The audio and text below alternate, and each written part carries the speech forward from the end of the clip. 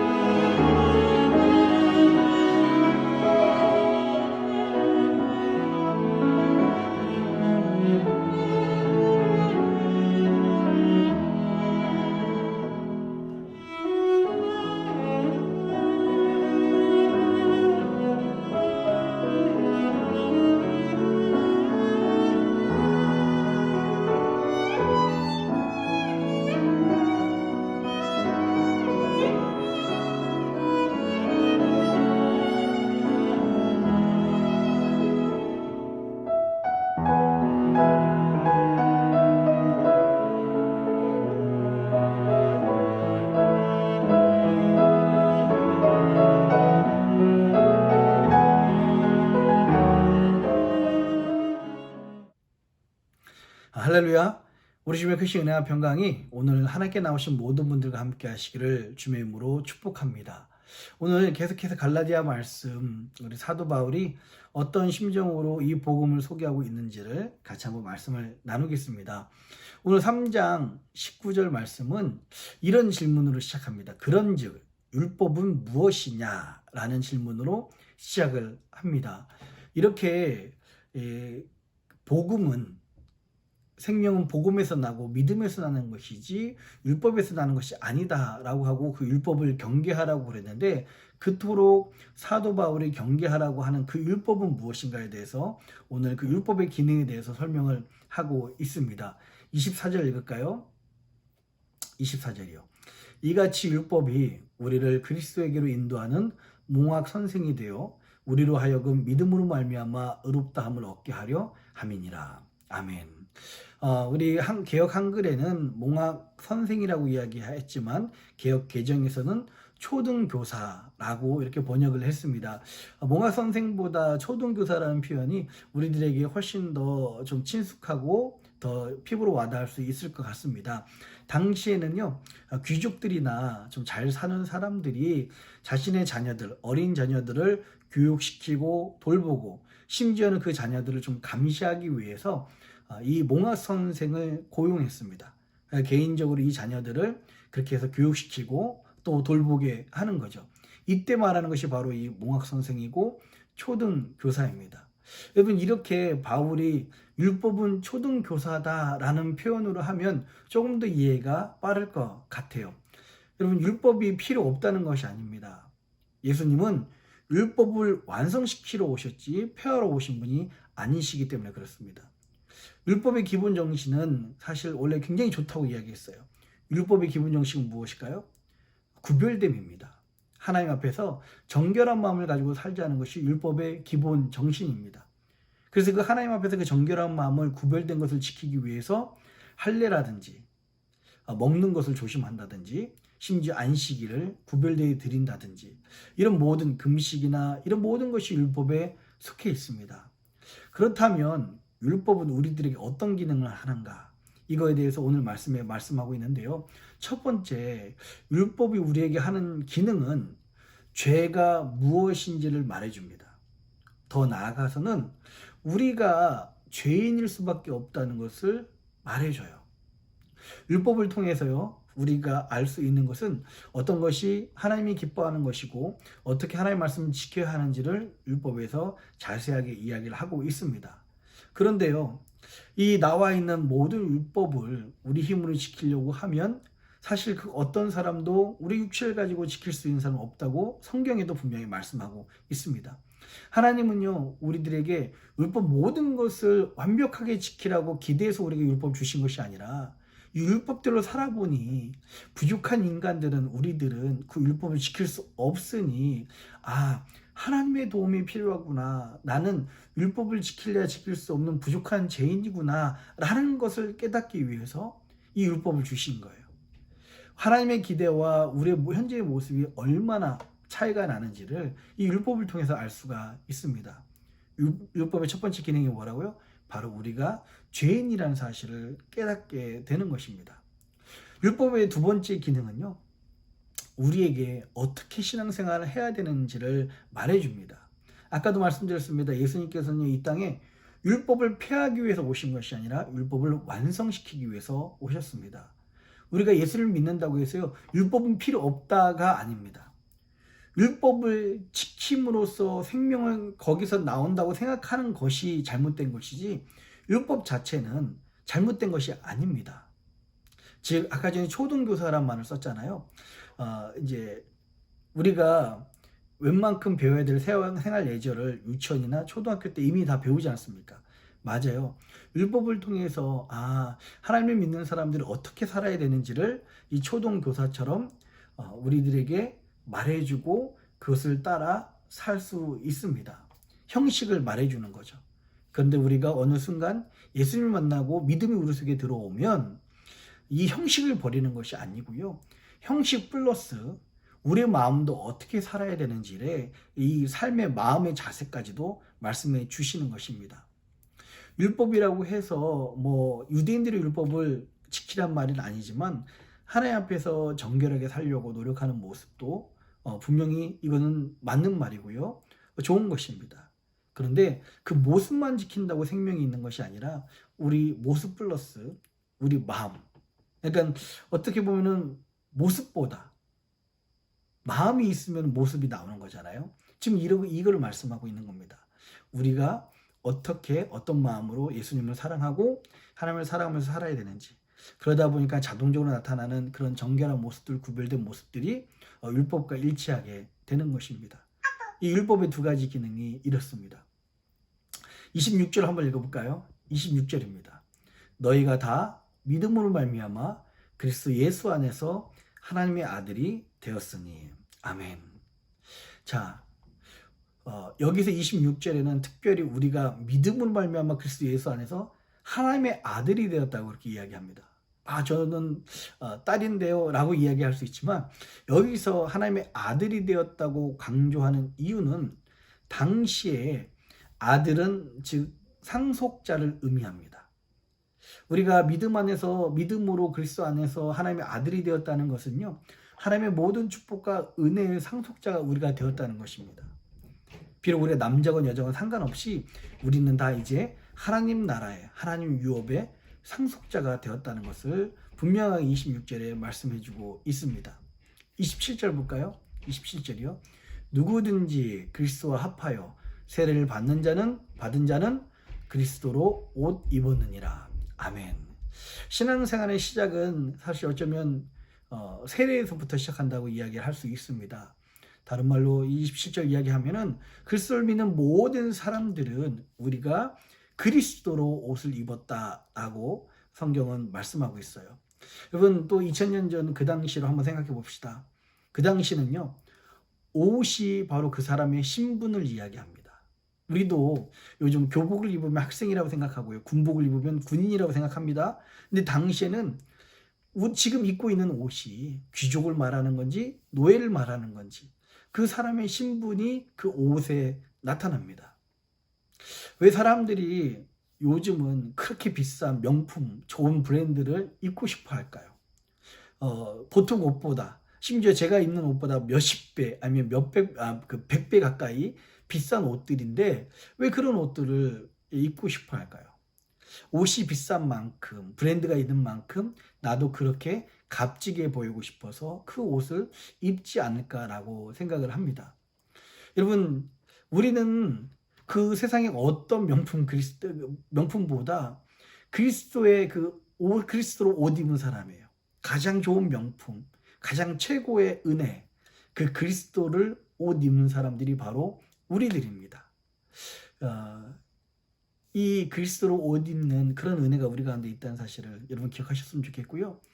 옷이 그 신분을 나타낸다고 이야기합니다. 우리가 바로 그리스도의 사람이다, 크리스찬이다 라고 세상 사람들이 우리를 보게 되고 그것을 알게 된다는 것입니다. 두 번째, 여러분, 옷을 입는 이유가 무엇일까요? 옷을 입는 이유가 무엇입니까? 형식과 격식도 마찬가지지만 가장 옷을 입는 이유는 추위로부터, 더위로부터 우리가 방어하고 또 잘 건강하게 지내고 뿐만 아니라 우리의 부끄러움을 가리기 위해서 우리는 옷을 입습니다. 그래서 더워도 양복을 입을 때도 있고요, 긴팔을 입을 때도 있습니다. 여러분, 이 그리스도로 옷 입는다는 표현은 그리스도께서 우리의 모든 부끄러움을 가리셨다라고 해석을 할 수 있습니다.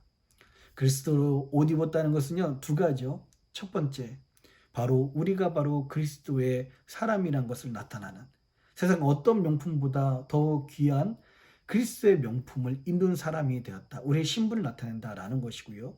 두 번째는 옷을 부끄러움을 가리기 위해서 입는 것처럼 그리스도로 옷 입음을 말미암아 그리스도께서 우리의 부끄러움, 우리의 상처, 우리의 어려움을 가려주셨다는 것을 말씀하고 있습니다. 참 이게 참 큰 은혜고 너무 귀한 은혜인 것 같아요.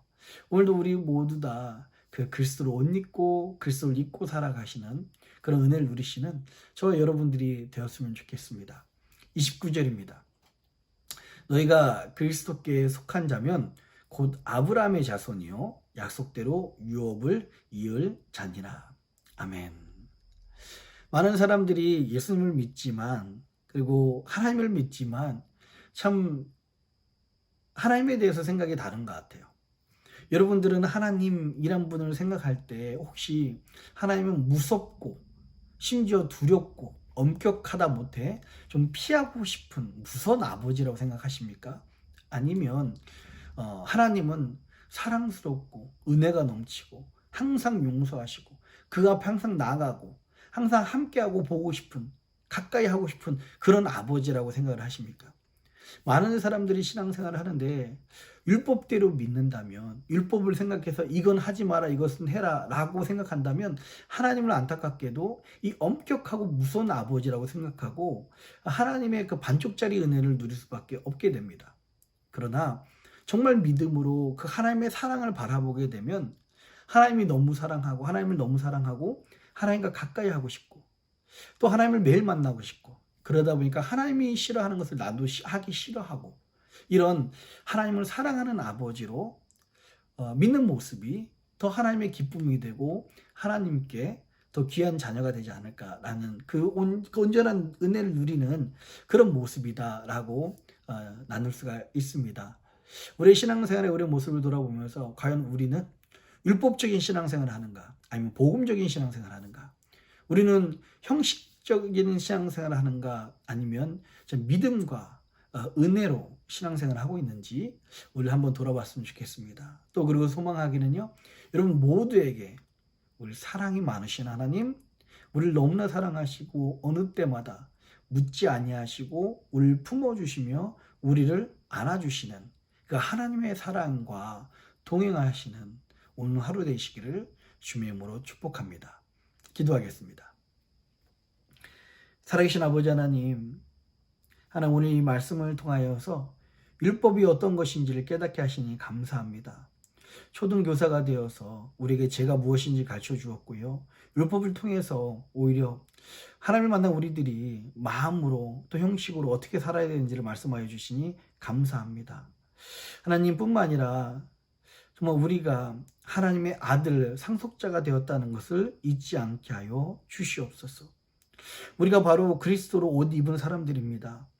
오늘도 그리스도의 사람으로 살아가게 하시고 우리의 부끄러움도 가리시며 우리와 함께 하시는 하나님을 기억하게 하여 주시옵소서. 또 아버지 하나님, 우리 하나님을 더 이상 엄격하고 무섭고 참 무서운 하나님 아버지라고 더 이상 두려워하는 그런 믿음이 아니라, 그런 율법적인 믿음이 아니라 하나님을 사랑하고 우리를 항상 용서해 주시며 사랑이 많으셔서 언제나 우리에게 밝게 웃고 계시는 그 아버지의 사랑을 깨닫는 우리 모두가 되게 하여 주시옵소서. 오늘도 우리에게 귀한 은혜로 오늘 하루도 동행하여 주실 것을 믿사오며 이 모든 말씀을 사랑하신 예수님의 이름으로 간절히 기도합니다. 아멘.